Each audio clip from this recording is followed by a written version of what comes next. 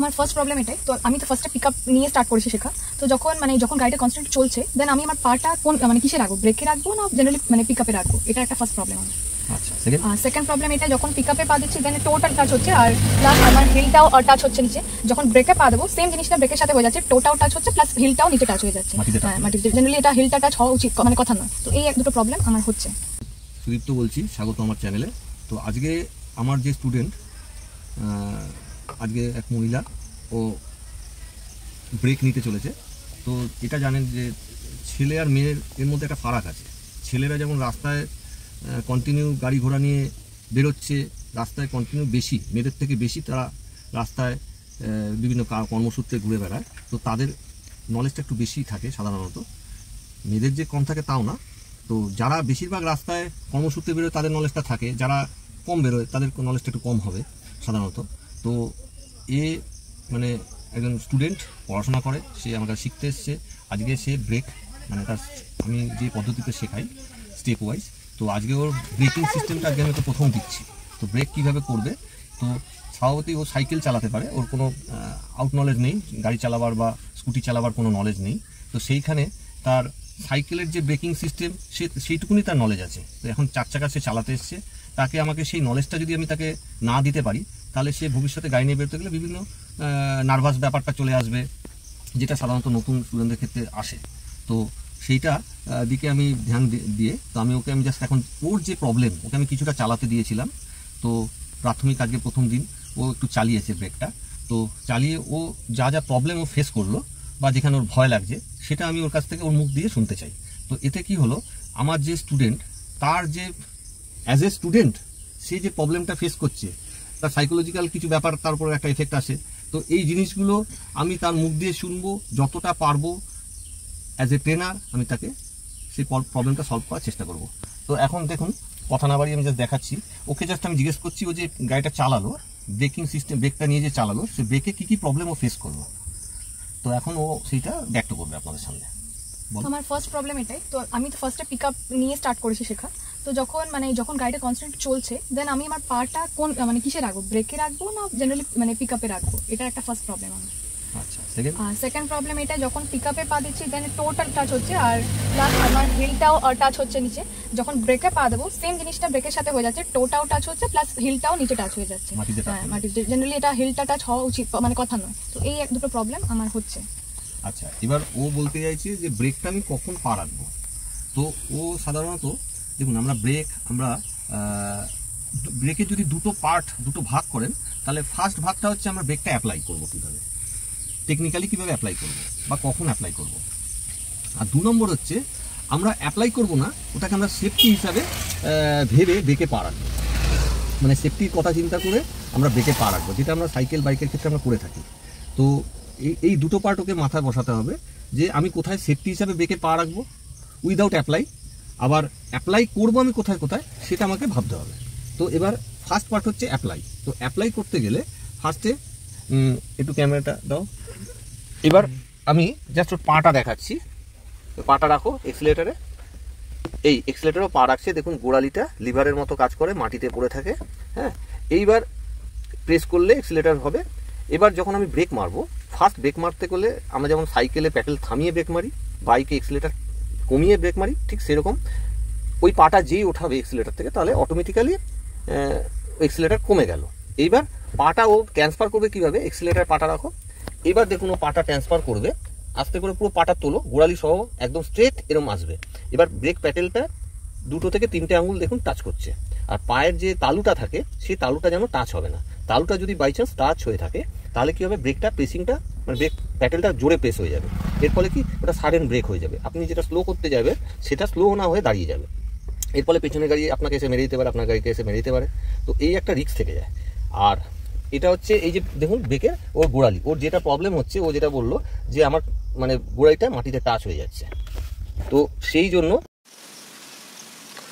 বন্ধুরা, তো ব্রেক আমি ওকে কখন প্রেস করবে বা এক্সিলেটার ছেড়ে আমাকে তো ব্রেকটা প্রেস করতে হবে। তো এই টাইমিংটা এদের বুঝতে অসুবিধা হচ্ছে। তো একটা কথা মাথায় রাখতে হবে, এক্সিলেটার ব্রেক তার সঙ্গে চোখের যে দৃষ্টিটা, তার একটা সমন্বয়ের একটা ব্যাপার আছে। তো এই চোখের দৃষ্টি যদি ভুলভাল মতো পড়ে তাহলে তার এক্সিলারেটর দিতে বা ছাড়তে দেরি হবে, আর ব্রেক মারতে তার দেরি হবে। তো ব্রেক মারতে দেরি হলে সাধারণত নতুনদের কি হয়, নার্ভাসটা আরও তাড়াতাড়ি হয়ে যায়, তারা মাথা হ্যাং করে যায়, এর ফলে অ্যাক্সিডেন্টের প্রবণতাটা বাড়ে। তো এবার ব্রেকটা কখন ছাড়বে, একটা হচ্ছে ব্রেক স্পিডের সঙ্গে, মানে এক্সিলারেটর কখন ছাড়বে, এক্সিলারেটর ছাড়বে স্পিডের সঙ্গে তাল মিলিয়ে। স্পিড কম থাকলে আমাকে তাহলে যে অবজেক্টটা, যে মোড়টার দিকে তাকিয়ে বা যে বাম্পারটার দিকে তাকিয়ে আমরা ছাড়ছি, মানে এক্সিলারেটরটাকে কমাবো, তো তার দিকে আমাকে চোখটা 5 সেকেন্ড তাকে স্টে করাতে হবে, 1 নম্বর। 2 নম্বর, তাকে খেয়াল করতে হবে যে আমি কত স্পিডে চলছি। আর এইগুলো কখনো অন স্পট করতে যাবেন না। অন স্পট করলেই প্ল্যানিং, যারা নতুন তাদের প্ল্যানিং স্পিডটা কম থাকে, এর ফলে কি হয়, তারা তাড়াতাড়ি প্ল্যান করতে পারে না। এবার যারা পাকাপোক্ত চালক, যারা পাকা চালক, তারা কিন্তু প্ল্যানিং স্পিড তাদের অনেক কমানো বাড়ানো তাদের ক্ষমতার মধ্যে চলে আসে। তো এখানে নতুনদের এটা মাথায় রাখতে হবে, রেখে আমাকে দূর থেকে প্ল্যান করতে হবে যে সামনে মোড় আছে কি, বাম্পার আছে কি, গাড্ডা আছে কি, ভিড় আছে, এটা তাকে দূর থেকে প্ল্যান করতে হবে। এবার দূর থেকে প্ল্যানিংটা তখনই হবে যখন তার দৃষ্টিটা কাছে বা দূরে এইভাবে তার খেলবে, সঠিক সময় সে যেখানে, যখন যেই সময়ে তাকে আপারে চোখটা রাখতে হবে, আপার মিন্স দূরে তাকাতে হবে, আবার কখনো তাকে কাছে চোখ রাখতে হবে, কখন তাকে কাছে চোখ রাখতে হবে, কখন দূরে রাখতে হবে, তার সঙ্গে কানেকশান আছে এক্সিলারেটর আর ব্রেকের, ঠিক আছে? তো এইটা যদি ঠিকঠাক ও চোখ রাখতে পারে তাহলে এক্সিলারেটরও ঠিকঠাক অ্যাপ্লাই হবে, আবার ব্রেকও ঠিকঠাক অ্যাপ্লাই হবে। এবার এটা কীভাবে আসছে, কীভাবে তাকে অ্যাপ্লাই করবে, আমি একটা প্র্যাকটিক্যাল জাস্ট একটা আপনাদের মানে একটা থিওরিক্যাল নলেজ দেওয়ার চেষ্টা করছি। এটা সাধারণত সব নতুন স্টুডেন্টদের ক্ষেত্রে এটা হয়ে থাকে, এটা নিয়ে কোনো ঘাবড়াবার ব্যাপার নেই। এটা জাস্ট আপনারা এটা একটু ভালো করে দেখলে জিনিসটা ফিল করতে পারবেন, তো সেই হিসাবে আপনি নিজের ইয়েটা শুধরাতে পারবেন, প্রবলেমটা। বন্ধুরা, এবার দেখুন আমার আরেক স্টুডেন্ট, ওকে আমি জাস্ট বলছি, ওকে সামনে জাস্ট আমি হাঁটতে বলছি, তো ও সামনে আস্তে আস্তে হেঁটে যাবে। এবার আমার যে গাড়ির যে স্টুডেন্ট এখানে বসে আছে, ও তাকাবে, ও কাছে তাকাবে কি, ও অ্যাকচুয়াল যে গাড়ি চালাচ্ছে সেই চালাতে গিয়ে ও কোনখানে চোখটা বেশি রাখছে, মানে সেইটা ওকে আমি জাস্ট ফিলিংসটা দেওয়ার চেষ্টা করছি। আচ্ছা, নাও অনেক। এবার দেখুন ও আস্তে আস্তে আমার স্টুডেন্টটা এগোচ্ছে। এবার আমার যে স্টুডেন্ট বসে আছে, এবার দেখবে, দেখো এবার কতখানি, মানে তুই কোনখানে চোখটা বেশি রেখে চালাচ্ছ, খালি ওকে দেখো, ফলো করো। আচ্ছা, ও যেখানে দাঁড়িয়ে আছে ওইখানটা, তাই তো? আচ্ছা, এই যে তাকানোটা, এটাই হচ্ছে ওর সবচেয়ে বড় একটা ফল্ট। কেন এই তাকানোটা সবসময় তাকালে হবে না। সাধারণত আমরা সাইকেল বাইকের ক্ষেত্রে আমরা কি করি, দৃষ্টি আপ অ্যান্ড ডাউন করি, কারণ আমাদের হেডলাইটও তাই সেই চিন্তাধারা করেই আপার ডিপার রাখা হয়েছে। তো আমরা কি করি, যখন সাইকেল চালাই, আমরা যখন কোনো ফাঁকা রাস্তা থাকে তখন আমরা 80% দৃষ্টি কিন্তু দূরে রাখি ফাঁকা সময়। কেন? যেহেতু রাস্তাটা ফাঁকা, আমি জোরে সাইকেল চালাবো, তার জন্য আমার দৃষ্টিটা দূরে রাখতে হবে। 80% সময় দূরে রাখি, আর 20% রাস্তা খারাপ, গাড্ডা গুড্ডা আছে, সেই হিসাবে তাকিয়ে আমরা কাছে, তখন 20% সময় আমরা কাছে দেখার চেষ্টা করি, যে দেখি তো রাস্তা খারাপ কিনা, ইয়ে কিনা। আবার যখন আমরা ভিড় রাস্তায় সাইকেল বাইক যাই চালাই না কেন, আমরা তখন ভিড় রাস্তা আমরা কী করি, 80% যেমন আমি যে দেখালাম যে দূরত্বটা চোখ, ওইরকম দূরত্বের মধ্যে ওরা চোখটা রাখে। আমরা নতুন যারা চালক বা পুরনো চালক, তারা এরকম দূরত্বে চোখটা রাখি।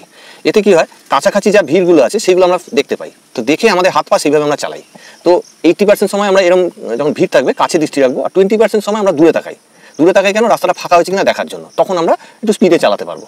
তো এই যে চোখের দৃষ্টির যে তাকানো, আপার ডিপার মানে দূরে কাছে, এই দূরে কাছে সাধারণত যারা নতুন চালায় তারা সেটা করতে পারে না।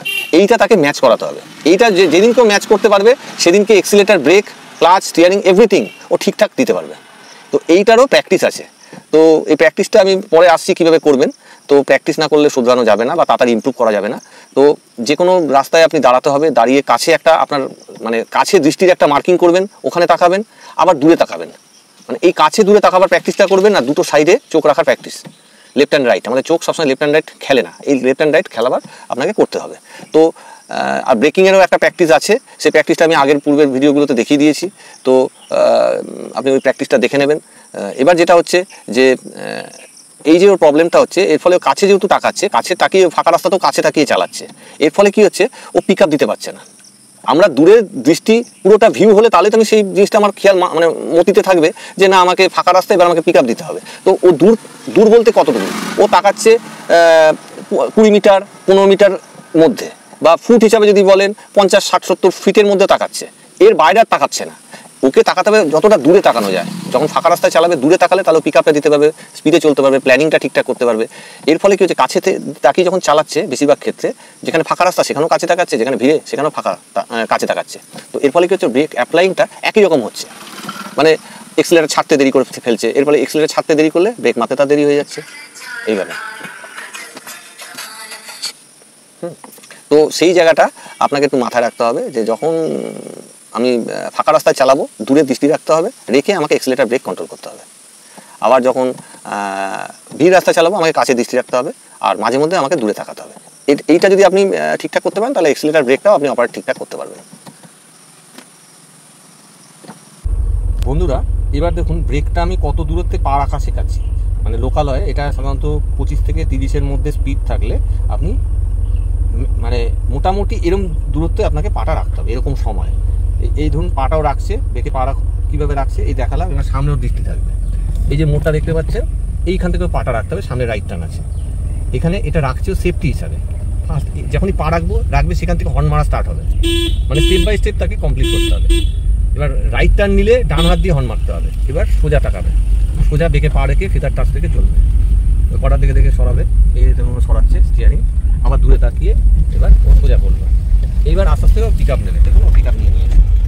এবার দূরে তাকিয়ে ওকে যেখানে রাস্তাটা এন্ড হচ্ছে তত দূর ওকে চোখটা রাখতে হবে, রেখে এবার এটা 2 নম্বর গিয়ারে যাচ্ছে। 2 নম্বর গিয়ার হলে আপনি কাছে গিয়ে একটু থাকতে পারেন, 3 নম্বর হলে একটু দূর থেকে। এবার বেঁকে পা রাখো, বেঁকে পা রাখলো, বাদিক লেফটে চোখ রাখবে, রেখে এবার সরাবো।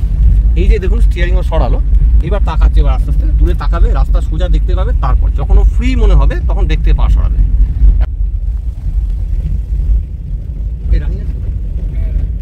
এবার এবার পিক আপ ছাড়ো, সোজা রাস্তায় আমি 3 নম্বর গিয়ার দিলাম। এবার আস্তে আস্তে হালকা বেন্ড আছে, তো পিক আপ ছেড়ে বেঁকে পা রাখলে রাখতে পারে, নাও রাখতে পারে। এটা ব্লাইন্ড মোড় হলে সবসময় আপনাকে সেফটি হিসাবে ব্রেকে পা রাখতে হবে।